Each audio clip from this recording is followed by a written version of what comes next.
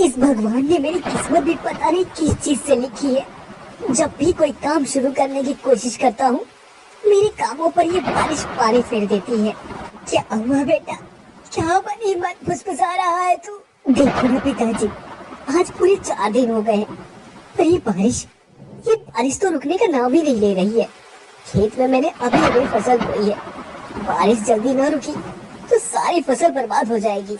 मुझे तो लगता है ये बारिश अभी कुछ दिन और होगी। आप बिल्कुल सही कह रही हैं माता जी। देखिए ना, बादल भी कितनी जोर जोर से कड़क रहे हैं। हाँ पेपर 15 रुपए मिले। बिल्कुल सही लग रहा है, ये बारिश अभी कुछ दिन और होगी। 4 दिन से बारिश बहुत तेज हो रही थी और ऐसा अनुमान लगाया जा रहा था कि बारिश 2-3 दिन और होगी। ये कहानी है चंपक की, जिसके घर में चंपक, उसकी पत्नी शांति, पिता मदन लाल और चंपक की माँ कांता रहती है। आइए देखते हैं कि चंपक के साथ किस्मत कैसा खेल खेलती है। पिताजी, मुझे खेत में जाकर देखना ही होगा। हमारे पास उस खेती के अलावा और कोई भी चारा नहीं है। बेटा चंपक, इतनी तेज बारिश में कहाँ जाएगा तू? और जाकर भी क्या कर लेगा? बारिश तो अपना कहर ढाएगी जितना ढाना होगा। हाँ बेटा, तेरे पिताजी सही कह रहे हैं। इतनी तेज बारिश में जाना ठीक नहीं है। पर माँ, जब सब कह रहे हैं तो मान जाइए ना। क्या जरूरत है इस तेज बारिश में खेतों में जाने की? ठीक है, जब यही सब चाहते हैं तो नहीं जाते हैं हम। बारिश अगले 2 दिन और रात हुई, उसके बाद थम गई।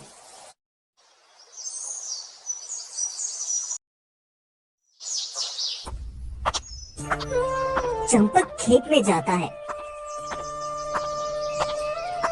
चंपक जैसे ही खेत में जाता है तो देखता है उसकी सारी फसल खराब हो गई थी।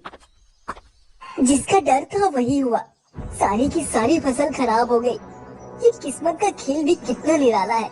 राजा को रंग और रंग को राजा बनाते देर ही नहीं लगती इसे। अब तो भगवान ही मालिक है। पूरे गांव वालों की फसल खराब हो गई है इस बार की। अब किसानों का जीना मुहाल हो जाएगा इस बार तो। आ गए आप? खेतों की फसलें कैसी हैं? मत पूछ शांति, मत पूछ। मेरी ही नहीं बल्कि पूरे गांव वालों के खेत की फसलें बारिश की वजह से खराब हो गई हैं। ये तो होना ही था बेटा। बारिश ही इतनी तेज हुई है कि किसी की फसल बचने के आसार नहीं थे, और वही हुआ। फसल तो खराब हो गई चंपक के पापा, पर इस बार हम लोगों का गुजारा कैसे होगा? तू बिल्कुल भी चिंता मत कर माँ। खेत की फसल खराब हो गई है पर तेरा बेटा अभी जिंदा है। मैं कुछ न कुछ करके इस साल के गुजारे का इंतजाम कर लूंगा। घर वालों से तो बोल दिया कि मैं इंतजाम कर लूंगा, पर करूँ भी तो क्या करूँ? अपने गांव में किसी के पास कोई काम भी तो नहीं है। अब मुझे किसी दूसरे गांव में जाकर ही पता करना होगा, क्या पता कोई काम मिल जाए। चंपक काम की तलाश में दूसरे गांव के लिए निकल जाता है। रुपए मिले।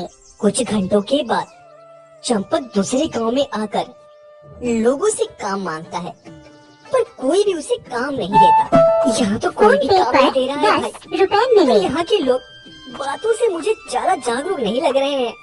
अब पैसा कमाना है तो इनका फायदा उठाना ही पड़ेगा, पर कैसे, क्या करूं? चंपक गांव वालों का फायदा उठाने की सोच रहा था, पर उसे कोई युक्ति समझ में नहीं आ रही थी कि क्या करे। तभी अचानक से, हाँ, ये युक्ति काम कर जाए शायद। इसमें मेरी दोस्त की मुझे मदद लेनी पड़ेगी।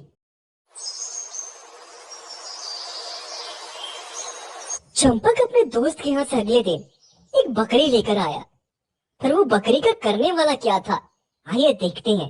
ए भाई, बकरी लोगे क्या? आजो ले लो, बहुत सस्ते में लगा दूंगा। मैं क्या करूँगा इस बकरी का भाई? तुम किसी और को ही दे देना। नहीं नहीं, मुझे जरूरत नहीं है बकरी की। अरे ले लो भाई, सस्ते में दे दूंगा। इस बकरी में एक बहुत ही खास बात है। खास बात? आखिर ऐसा क्या खास बात है इस बकरी में भाई? अब तुमको क्या इससे गुण बताऊं भाई, बस इतना जान लो कि ये भविष्य बताने वाली बकरी है। भविष्य बताने वाली बकरी? अब भला मैं कैसे मान लूं कि ये बकरी भविष्य बताती है? इसका प्रमाण मैं तुमको अभी दूंगा। देखो, ए बकरी, ये बता, अप्रैल के बाद कौन सा महीना आता है? देखा आपने कैसे बोली ये तो सच में बोलती है भाई। ए भाई, मैं क्या कहता हूँ, एक बार और बुलवा के दिखाओ ना। ठीक है, तुम देखो। ए बकरी, ये बता, जून से पहले कौन सा महीना आता है? ये बकरी तो मेरे को ही चाहिए। कितने में दोगे, जल्दी बताओ। ज्यादा की नहीं है भाई, बस 80,000 की है। क्या? 80,000? नहीं नहीं नहीं नहीं, ये तो बहुत ज्यादा है। भला कोई बकरी भी 80,000 की मिलती है? बकरी 80,000 की नहीं मिलती, पर भविष्य बताने वाली बकरी तो 80,000 में मिल सकती है ना। ठीक है, तुम्हारे लिए 20,000 की छूट 60 का लगा दूंगा। 60? नहीं नहीं नहीं नहीं, ये भी ज्यादा है। मेरे पास इतने पैसे नहीं है। फिर कितने हैं तुम्हारे पास, ये बताओ। मेरे पास तो वैसे 30,000 है, वो भी सेठ के पैसे हैं ये। ठीक है, लाओ 30 ही दे दो। मैं तुमको ये 30 में ही दे देता हूँ। ये गांव तो बड़ा मूर्खों का गांव है भाई। यहाँ तो मैं अपना व्यापार अच्छे से कर सकता हूँ। कुछ दिन रहकर अच्छा खासा धन कमाकर चला जाऊंगा यहाँ से।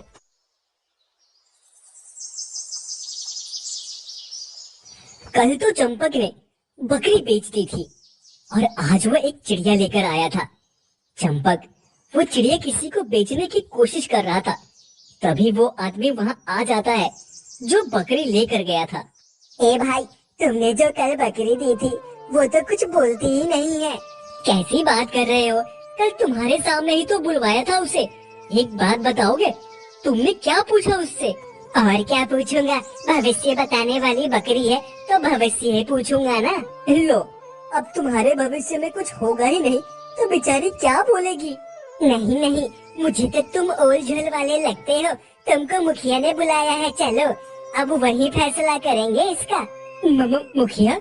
अरे मुखिया से कहने की क्या जरूरत थी भाई, यहीं आ गए होते, यहीं हम लोग आपस में सुलझ गए होते। चलना तो पड़ेगा ही, नहीं तो मुखिया जी यहाँ आकर खुद तुमको सजा देंगे। और अगर तुम्हारी बात सही निकली तो तुमको ढेर सारे पैसे भी मिलेंगे। जब इस गांव के लोग मूर्ख हैं, तो मुखिया भी मूर्ख ही होगा। चलो, पैसा कमाने का अच्छा टाइम है। हाँ हाँ, चलो चलता हूँ मैं तुम्हारे साथ। चंपक डरते डरते उस गांव के मुखिया के पास पहुंच गया। कौन हो तुम और कहां से आए हो? और ये कैसी बकरी देकर हमारे गांव के आदमी को बेवकूफ बना रहे हो तुम? मुखिया जी, मैंने तो एकदम सही बकरी दी है, इनके सामने ही बुलवाया था, पूछिए इनसे। हाँ हाँ मुखिया जी, उस टाइम तो ये बोल पड़ी थी, पर अब पता नहीं क्यों नहीं बोल रही है। अच्छा ठीक है, तुम इसे मेरे सामने बुलवाओ।